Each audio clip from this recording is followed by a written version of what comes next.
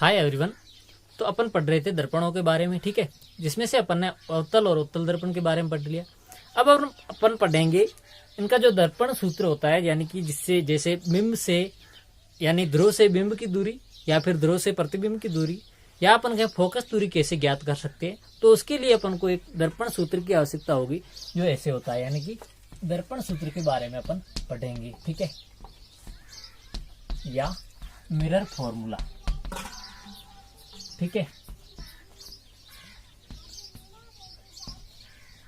तो जो दर्पण सूत्र होता है वो ये होता है कि 1/f is equal to 1/v plus 1/u, ठीक है।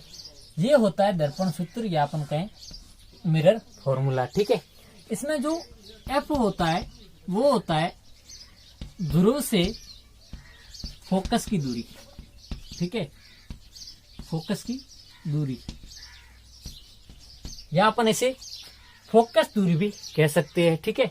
इसके अलावा जो अपना v होता है, यानी कि जो v होता है वो होता है ध्रुव से प्रतिबिंब की दूरी, यानी कि जो ध्रुव से प्रतिबिंब कितना दूर है वो अपने को v द्वारा पता लगता है, यानी कि जो ध्रुव से प्रतिबिंब होगा वो होती है v, ठीक है। इसके अलावा जो u होता है वो होता है ध्रुव से बिंब की दूरी, ध्रुव से बिंब की दूरी, ठीक है। तो इस प्रकार से ये होता है अपना मिरर फॉर्मूला। इसमें अपन देखते हैं जैसे ये कोई मिरर है, ठीक है, ये है ध्रुव O, ठीक है, और ये है F फोकस, और ये है इसका वक्रता केंद्र C, यानी कि सेंटर ऑफ कर्वेचर, ठीक है। अब जो जैसे अपना यहाँ पे ये एक बिंब प्रेजेंट है, ठीक है, ये इस प्रकार से अपन कहें यहाँ पे प्रतिबिंब बना रहा है, ठीक है, जैसे A B है और प्रतिबिंब बना है A डैश B डैश, ठीक है। अब जो ये अपना हो गया ध्रुव, ठीक है। अब जो ध्रुव और बिंब के बीच की दूरी है उसको अपन, और ध्रुव है उसके बीच की दूरी को अपन ने U माना है, ठीक है। ध्रुव और बिंब की दूरी का, ध्रुव और बिंब के बीच की दूरी है U, और जो प्रतिबिंब और ध्रुव है उसके बीच की जो दूरी है वो है V, ठीक है। इसके अलावा जो अपना फोकस बिंदु और ध्रुव है उसके जो बीच की दूरी है वो है F, ठीक है। तो इस प्रकार से अब यदि अपन तीनों को F, V और U, यानी कि जो फोकस दूरी और ध्रुव से प्रतिबिंब की दूरी और ध्रुव से बिंब की दूरी, इन तीनों के बीच में एक संबंध यदि लाना हो तो उस संबंध को अपन क्या कहते हैं, दर्पण सूत्र कहते हैं। यानी इन जो F, V और U है इन तीनों के बीच यदि अपन को कोई रिलेशन लाना हो तो जो रिलेशन प्राप्त होता है उस रिलेशन को अपन को मिरर इमेज कहते हैं, ठीक है। अब अपन दर्पण सूत्र की जो सत्यता है वो सिद्ध करते हैं, ठीक है। तो अब आप देखते हैं इसमें जैसे अपना ये कोई बिंब यहाँ पे प्रेजेंट है, यानी ऑब्जेक्ट है, ठीक है। अब जब इससे समांतर कोई किरण जा रही है मुख्य अक्ष के, तो परावर्तित होने के बाद मुख्य फोकस से गुजरेगी, ठीक है। इसके अलावा कोई किरण है जो मुख्य फोकस से गुजर रही है तो वो परावर्तन के पश्चात मुख्य अक्ष के समांतर हो जाती है, ठीक है। अब अपन देखते हैं कि जो अपना ये मिरर है, ठीक है, इसमें जो M और O बिंदु, यानी कि जहाँ पे जो मुख्य फोकस से आ रही किरण है और जो समांतर किरण है वो दोनों इसको अपन क्या मान सकते हैं, लंब मान सकते हैं, या अपन कहें इसको सीधी रेखा मान सकते हैं, ठीक है। तो अब आप देखते हैं इसमें एक त्रिभुज बन रहा है ये वाला QFP, ठीक है। इसके अलावा एक और बन रहा है OMF, ठीक है। दो त्रिभुज यहाँ बन रहे, तीसरा त्रिभुज LOF बन रहा है, ठीक है। इसके अलावा एक और त्रिभुज बन रहा है P डैश F और Q डैश, ठीक है। अब अपन बात करते हैं PQF और OFM त्रिभुज की, ठीक है, यानी कि त्रिभुज PQF और जो अपना त्रिभुज OMF है, ठीक है। जो त्रिभुज PQF और OMF त्रिभुज है वो दोनों समरूप है, समरूप है। क्यों?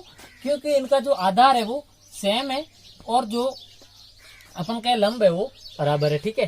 तो अब अपन कह सकते हैं कि जो O बटा M है, यानी कि ये भुजा है और जो Q बटा P है, Q बटा P है, ठीक है, वो दोनों भुजाएं O बटा F यानी कि इस वाली भुजा और जो F बटा P है या अपन कहें PF, इन दोनों के बराबर होगी। यानी कि जो OM है बटा QP है वो जो होगी वो OF भुजा और उसके भाग में PF की भुजा है उसके बराबर होगी। ठीक है, अब आप देखते हैं कि जो OF है वो क्या है, फोकस दूरी, इसको अपन ने दर्शाया है C से। ठीक है, अब जो PF है ये वाली भुजा है, ये F से लेकर P तक, ये दूरी कितनी है, ये F से P से लेकर वो कुल दूरी है A में से यदि अपन C घटा दें तो पीछे ये बच जाएगी, यानी कि A माइनस C क्या बच गया, ये वाली दूरी बच गई, यानी कि कुल दूरी अपनी OP। ठीक है, उसमें से अपन ने C दूरी हटा दी तो पीछे FP बचेगी।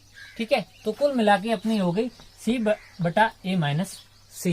ठीक है, अब अपन देखते हैं कि ये तो यहां तक समाप्त हो गया। ठीक है,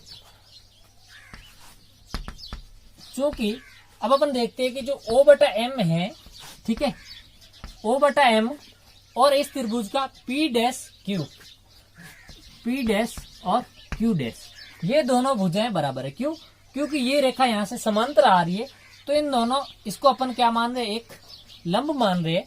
तो जो O और M भुजा और P डैश Q डैश भुजा होगी वो दोनों बराबर होगी। ठीक है, तो अपन ऊपर वाले इक्वेशन को ऐसे लिख सकते हैं कि P डैश Q डैश बटा QP, या अपन कहें PQ।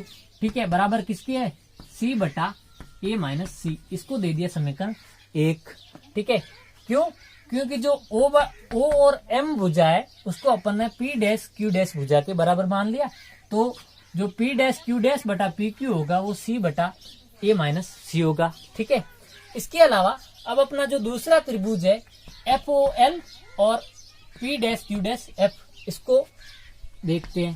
ठीक है, तो अपन आगे देखते हैं कि जो त्रिभुज P dash Q dash F और जो दूसरा त्रिभुज है FLO या फिर अपन कहे OLF, ये दोनों क्या है, समरूप है। क्यों? क्योंकि ये तिर्यक रेखा पर स्थित है। ठीक है, इसके अलावा तिर्यक रेखा पर स्थित है और इसके जो आधार है वो भी एक ही रेखा है, यानी एक ही भुजा है, तो ये दोनों हो गए क्या, समरूप। अब ये दोनों समरूप हैं तो इनका जो LO होगा, LO बटा, अब इसकी जो भुजा O और L होगी, ठीक है, उसके भाग में ये भुजा है इसकी P डैश Q डैश।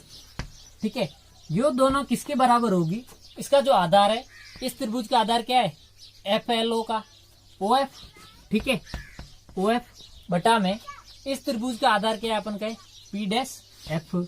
ठीक है, तो अब आप देखते हैं कि जो OF है वो किसके बराबर है, C के बराबर।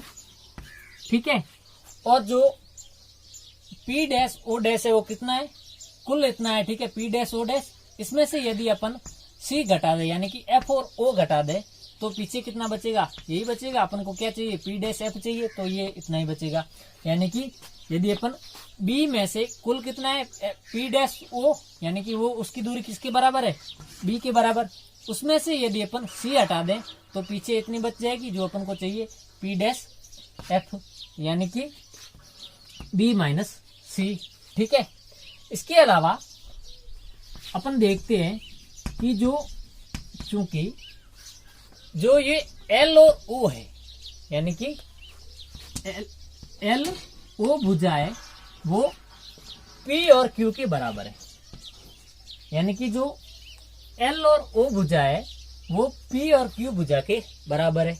इसलिए अपन कह सकते हैं कि यहाँ पे जो OL है उसकी जगह अपन PQ लिख सकते हैं, यानी कि PQ बटा P डैश Q डैश बराबर कितना हो गया, C बटा B माइनस C। इसको दे दिया समीकरण 2। ठीक है, अब अपन समीकरण 1 और 2 से देखते हैं।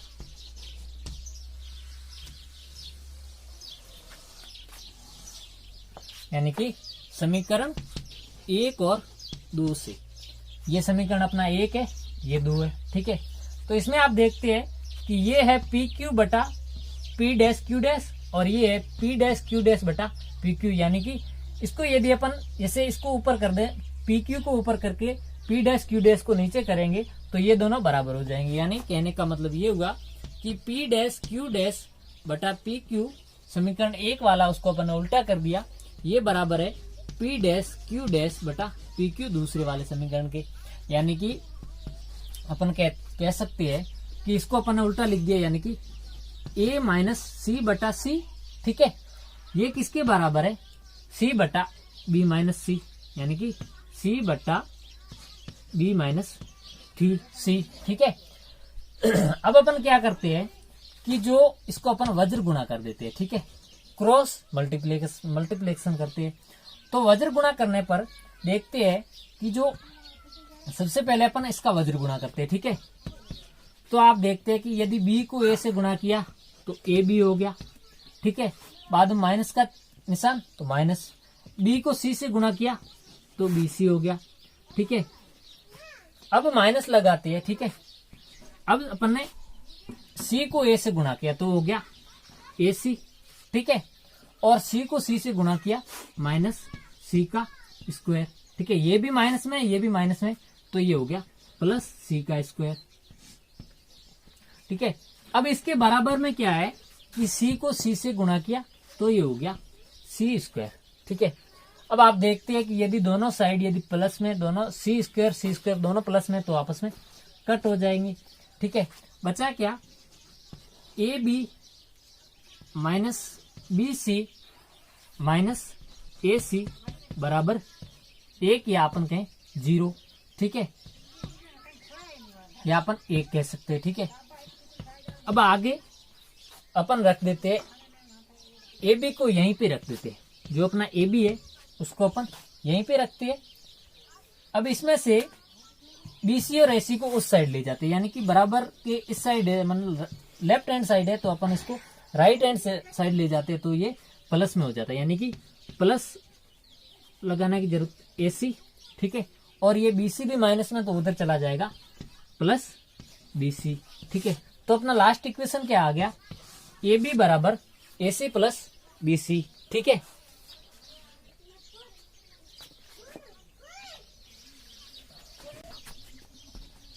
ए बी बराबर ए सी प्लस बी सी, ठीक है। अब अपन क्या करते हैं, इस पूरी इक्वेशन में ए बी सी का भाग दे देते हैं, ठीक है। तो यानी कि यहाँ पे भी ए बी सी का भाग और यहाँ पे भी ए बी सी और यहाँ पे भी ए बी सी, ठीक है। तो आप देखते हैं कि यहाँ से बी सी हट जाता है और इसमें से ए सी और यहाँ पे ए बी से ए बी, ठीक है। तो कुल मिला के क्या बचा, ए बटा सी बराबर 1 बटा सी बराबर 1 बटा यहाँ पे क्या बचा बी और प्लस में बचा 1 बटा ए, ठीक है।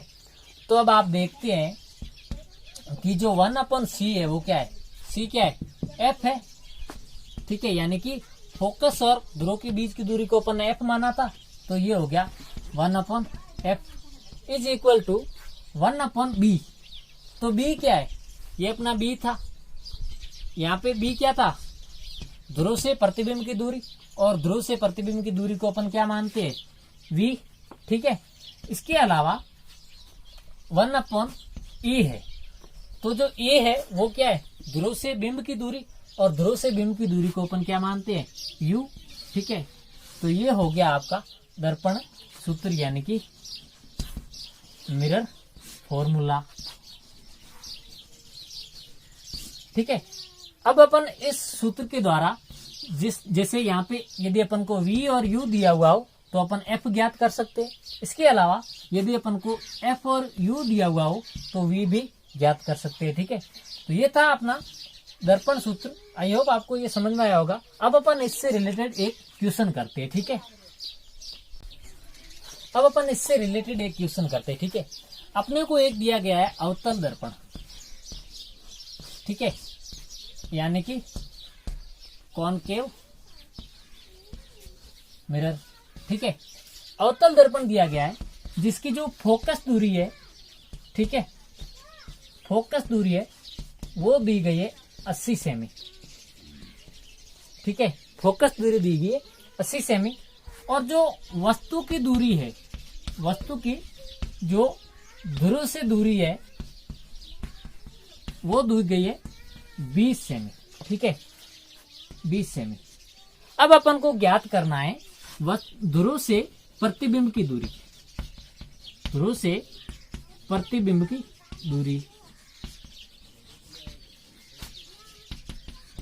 यानी कि अपने को सबसे पहले अपन ये देखें कि ये एक अवतल दर्पण दिया गया है। ठीक है, अवतल दर्पण दिया गया है तो अपन देख देते हैं एफ, वी और यू तीनों की अपन को जरूरत पड़ेगी। ठीक है, अब अवतल दर्पण दिया हुआ है जिसकी अपन को फोकस दूरी दी हुई है 80 सेमी। ठीक है, और मैंने आपको बताया था कि जो कार्तीय चिन्ह पट्टी होती है उसके अनुसार, जैसे ये दर्पण है, ये अपन को अवतल दर्पण कह रहा है तो अवतल दर्पण ये हो गया। ठीक है, इसके जो लेफ्ट हैंड साइड होगा वो सभी नेगेटिव होंगे।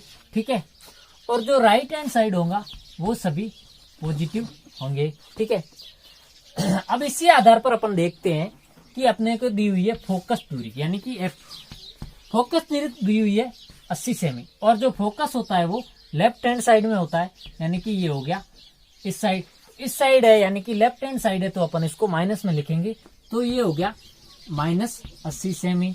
ठीक है, अब अपन को दी हुई है वस्तु की ध्रुव से दूरी, यानी कि ये अपना ध्रुव यहाँ पे है, वस्तु दर्पण के सामने है, तो दर्पण के सामने है यानी कि वो लेफ्ट हैंड साइड में, तो ये भी आएगा माइनस में, तो -20 सेमी।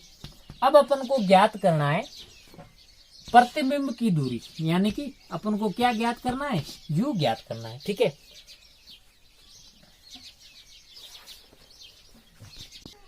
सॉरी यहाँ पे अपन को ध्रुव से वस्तु की दूरी यू दे रखी है, वो है -20 सेमी। अपन को ज्ञात करना है प्रतिबिंब की दूरी वी। ठीक है, तो अब अपना जो दर्पण सूत्र होता है वो क्या होता है, दर्पण सूत्र है 1/f, 1/f is equal to 1/v plus 1/u। ठीक है, अपने को ज्ञात क्या करना है, v, तो v को इधर ले आते हैं। ठीक है, यहाँ v को इधर ही रहने देते हैं, तो ये हो गया 1/v, इधर ही रह गया। ठीक है, अब अपन 1/u को इधर ले आते हैं, तो ये हो गया 1/f माइनस 1/u।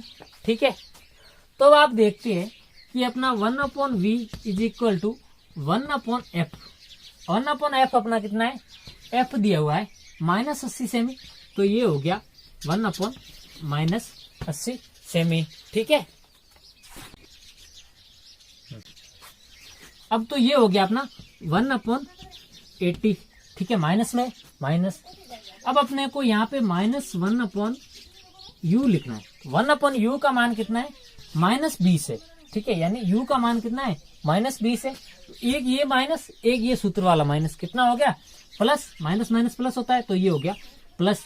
अपने को दिया क्या है, u का मान 20, यानी कि -1/80 प्लस 1/20। ठीक है, अब अपन इसको यहाँ पे करते हैं, तो ये 1/v इज इक्वल टू, अब देखना 80 और 20 का लसब कितना होता है, 80 ले लिया अपन ने।